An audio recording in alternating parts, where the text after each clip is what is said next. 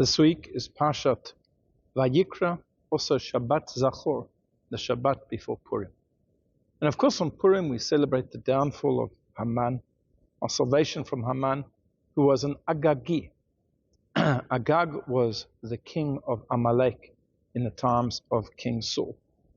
And Amalek was the first nation to attack the Jewish people, the Israelites, after they left Egypt, after they came through the Red Sea.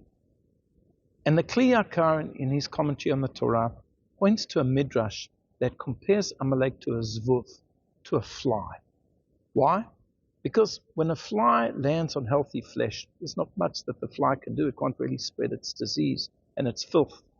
But if there is a wound, if there's something oozing, if there's a cut, if the skin has been penetrated, then the fly can then insert its filth and its disease into that skin which is wounded.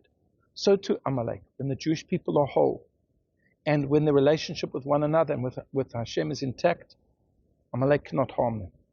But when their relationship with Hashem and with their fellow Jews has broken apart, then Amalek has power.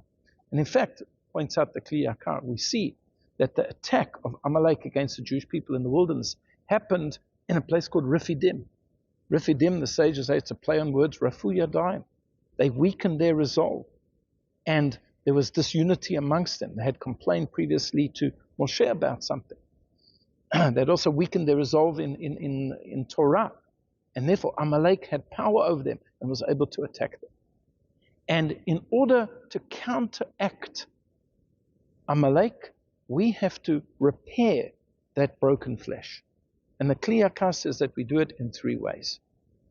And those three ways are demonstrated and symbolized by the fact that Moshe went up to the top of the mountain when the battle was taking place against Amalek. There was Moshe, and he was supported on either side.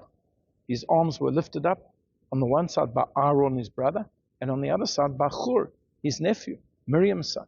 What do those three men represent? Moshe represents a Torah. Of course, he was the one who brought us a Torah. Aaron represents Avodah, service of God. He's the Kohen Gadol, he's the high priest. And Hur was the son of Miriam. Miriam represented Gimilut Chasidim, kindness. We see how kind she was with the little children back in Egypt when she was a midwife, how kind she was to her little brother Moshe. So you have the three pillars, the three foundations, Torah, Avodah, and Gimilut Chasidim. If we can strengthen those, then Amalek will have no power over us.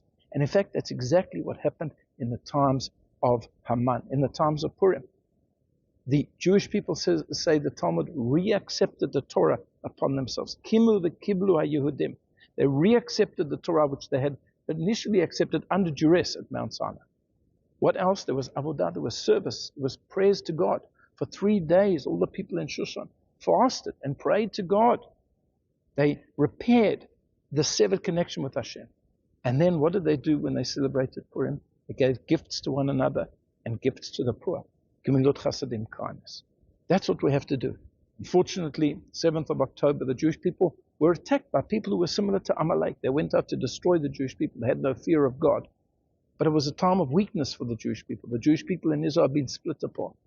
The only way to counteract Amalek is to come together, to be committed to Torah, to be committed to prayer, and to be committed to kindness one to the other. I wish you a Shabbat Shalom and a Purim Sameach.